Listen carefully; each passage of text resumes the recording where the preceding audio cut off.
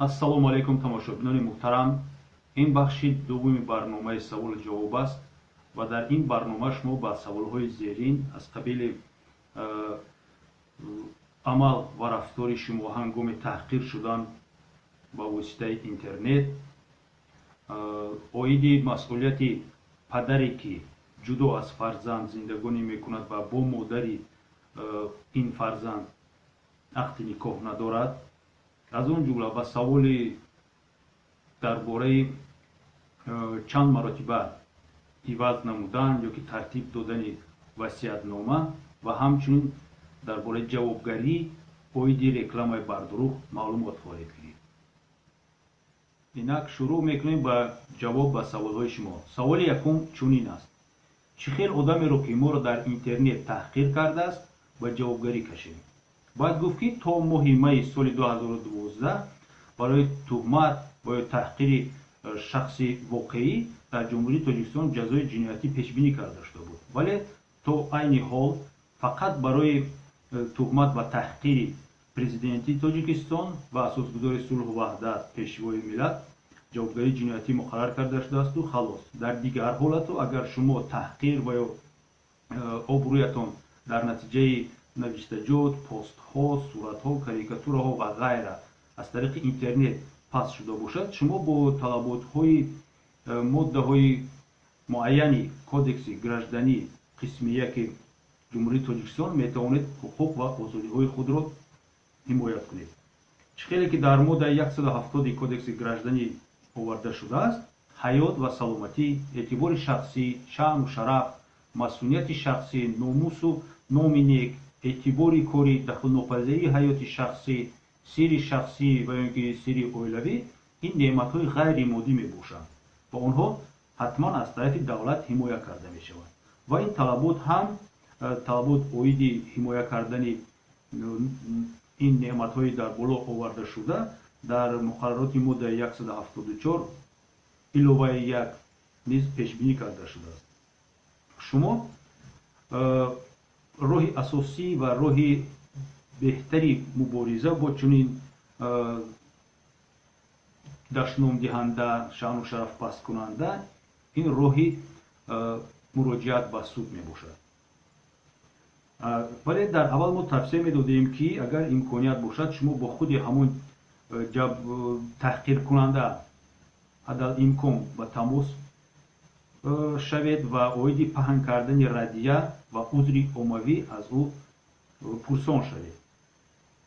бояд қайд кард ки ин амал шарт ва зарур нест ва он як чун талаботи қонунӣ низ дар куҷое қайд карда нашудааст. иҷрои ин мисол дар ихтиёри шумо аст. дар ҳолати дигар, дар вақте ки он шахсро шумо наметавонед ёфта ва он шахс аз узр ва аз раддия саркашӣ мекунад, шумо метавонед ба ҷамъоварии далелҳо машғул шавед. далелҳое ки шаъну шарафи шумо, эътибори корӣ, обрӯи шуморо паст мезананд, скриншот кунед.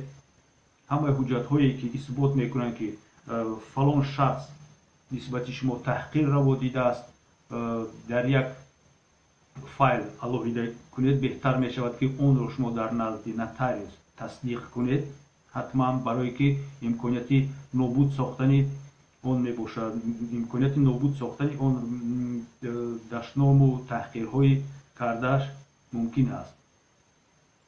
чӣ хеле ки гуфтем, аввал бояд тамоми он ҳуҷҷатҳо, далелҳоро ҷамъоварӣ кунед. баъд дар марҳилаи дуюм шумо метавонед бо ҳамин ҳуҷҷатҳо ба суд оиди ҳифзи шаъну шарафи худ муроҷиат кунед.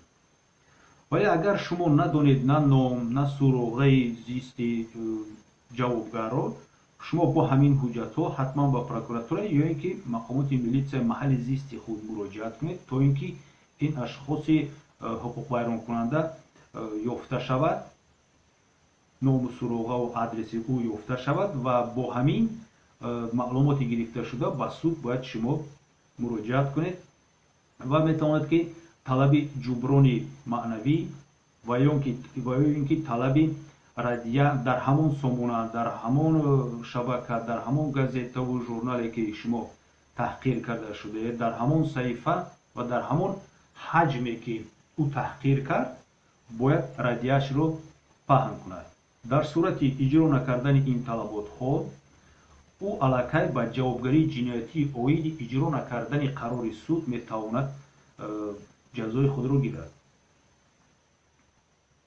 саволи дуюм чунин аст: мо ақди никоҳ надорем, падари фарзандон ягон масъулият дорад барои нигоҳубини кӯдак ё не?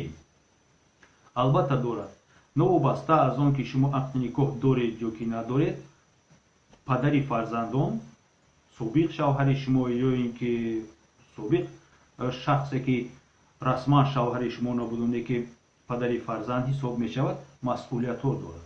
масъулиятҳои шумо ва масъулиятҳои падар дар назди фарзанд оиди нигоҳубини ӯ, тарбият, таълим, рушди ҷисмонӣ, рушди ақлӣ, зеҳнӣ ва ғайра ва ғайра баробар мебошад. новобаста аз он ки шумо якҷоя зиндагонӣ мекунед ё ки ҷудо, новобаста аз он ки шумо мисол дар тоҷикистон ҳастеду шавҳаратон дар Россия, вай ҳатман бояд баробари шумо дар баъзе мавридҳо ҳатто ҳам бештар аз ӯ саҳми худро дар рушди ҳаматарафаи фарзанд саҳми худро гузорад.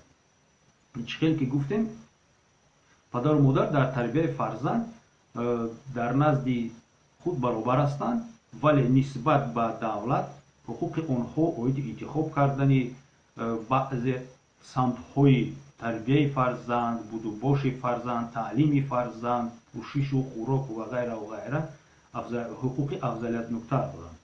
мисол мегирем моддаи 66 кодекси оилаи ҷумҳурии Тоҷикистон ки бевосита ба саволи додаи шумо алоқамандӣ дорад. ин моддаи 66 номбар карда шуда чунин ном дорад: татбиқи ҳуқуқу ӯҳдадориҳои падару модар аз ҷониби падар ё модаре ки аз фарзанд ҷудо зиндагӣ мекунад. аз саволи шумо бармеояд ки падар аз фарзанд ҷудо зиндагӣ мекунад. падар ё модаре ки аз фарзанд ҷудо зиндагӣ мекунанд барои муошират бо кӯдак ҳуқуқ дорад ва вазифадор аст ки дар тарбияи ӯ ва ҳалли масъалаи гирифтани таҳсилоти кӯдак ҳаматарафа иштирок намояд. падар ё модаре ки фарзанд бо ӯ зиндагӣ мекунад набояд монеаи муоширати фарзанд ба падар ё модар бошад. аз ин ҷиҳат ба шумо низ тавсия медиҳам ки барои ҳаматарафа таъмин кардани ҳуқуқҳои фарзанди худ монеа бо дидор, бо суҳбат ё ин ки бо дигар воситаҳои алоқа кардани шавҳаратон бо фарзандатон нашавед. агар байни шумо оиди тарбияи фарзанд ягон баҳс пайдо шавад, шумо метавонед ин баҳсро ба тариқи судӣ ҳал кунед. албатта шавҳари шумо метавонад аз фарзанди худ даст кашад ва гӯяд ки мо бо шумо никоҳи расмӣ надоштем ва ин фарзандро ман эътироф намекунам. дар ин ҳолат чӣ кор метавонед кард?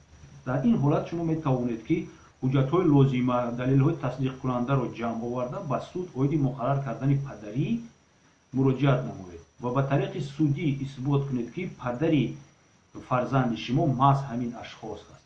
баъд аз ин шумо метавонед оиди ситонидани алимент ба суд муроҷиат кунед агар мувофиқа ба наояд ва ба ғайр аз ин имкониятҳои маскун кардан ва дигар имкониятҳои дигар низ ҳаст.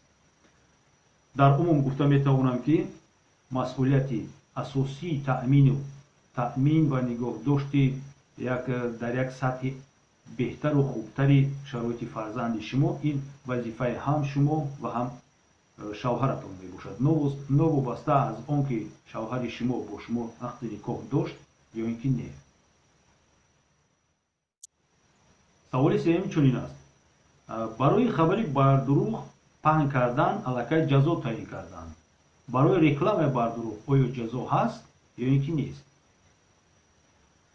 барои рекламаи бардурӯғ махсусан дар кодекси ҷиноятии ҷумҳурии Тоҷикистон моддаи 276 аст ки ҷавобгарии ҷиноятиро барои дидаву дониста паҳн кардани рекламаи бардурӯғ муқаррар кардааст. ин модда аз ду қисм иборат аст ва ҷавобгарии онҳо низ гуногун аст.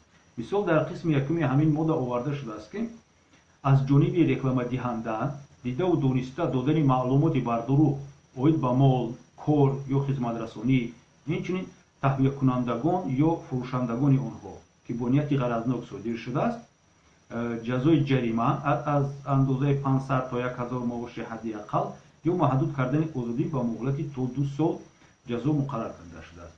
дар қисми дуюми ҳамин модда оварда шудааст ки агар ҳамин кирдорҳое ки дар боло номбар карда шуданд бо истифодаи воситаҳои ахбори умум сурат гирифта бошад, яъне ки газета, журнал, телевизион, интернет ва ғайра, ва ё ки бо миқдори калон ба ашхос зарар расонида шуда бошад, дар ин маврид аллакай андозаи ҷарима аз 1500 то 2000 маоши ҳадди ақал бардошта шудааст ва маҳдуд кардани озодӣ ба муҳлати аз 3 сол то 5 сол ва ё умуман ҷазои сахттарин ин маҳрум сохтан аз озодӣ ба ҳамин муҳлат аз 3 то 5 сол ҷазо таъин карда шудааст.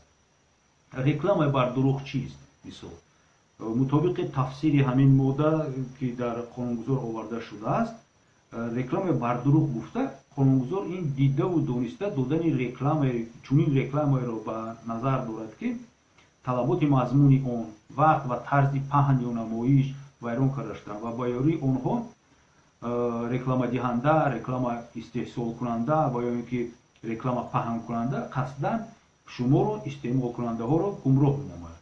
дар реклама истифода бурдани иттилоти ва умуман дидаву дониста бар дурӯғ чунин маъноро дорад ки дар он маълумоти бар дурӯғ оиди объекти реклама, яъне ки оиди ҳамун моли реклама, истеҳсоли ҳамин реклама паҳн мешавад. иттилоот дидаву дониста бар дурӯғ мешавад дар реклама ки аз тарафи рекламадиҳанда, истеҳсолкунандаи реклама ё ки паҳнкунандаи реклама истифода мешавад. ин ашхос аллакай медонанд ки ин реклама, ин мол, ин маҳсулот, ин хизматрасонӣ ба талабот ҷавобгӯ нест ва он чизе ки дар реклама паҳн мешаваду он чизе ки навор гирифта мешавад маҳз дурӯғ аст, вале бо донистани он чунин рекламаи бар дурӯғро онҳо паҳн мекунанд. кӣ метавонад ҷавобгар шавад мутобиқи ҳамин моддаи номбар карда шуда? ин ҳамон одаме ки реклама медиҳад, одаме ки рекламаро истеҳсол мекунад, ба навор мекунад, одаме ки ҳамин рекламаро паҳн мекунад. ва саволи охирини имрӯзаи мо чунин мебошад: чанд маротиба васиятномаро иваз кардан мумкин аст?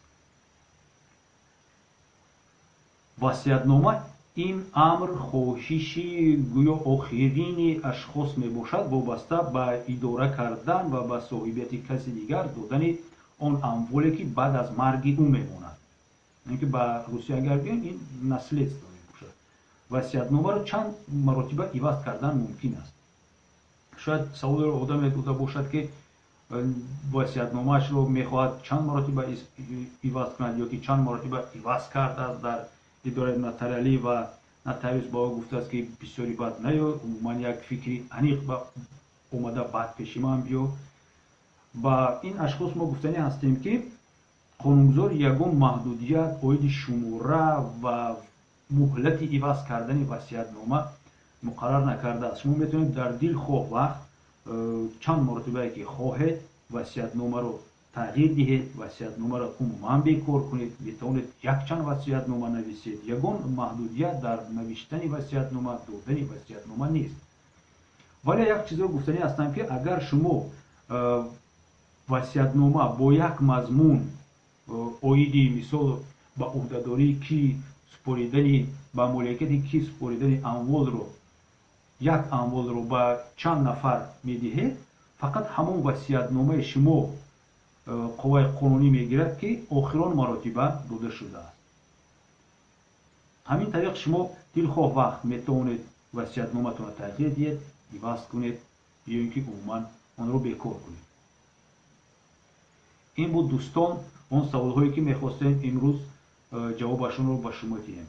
агар савол, пешниҳоде дошта бошед, марҳамат ба мо ирсол намоед. мо кӯшиш мекунем ки онҳоро ва ба онҳо фавран ҷавоб расонем. ташаккури зиёд.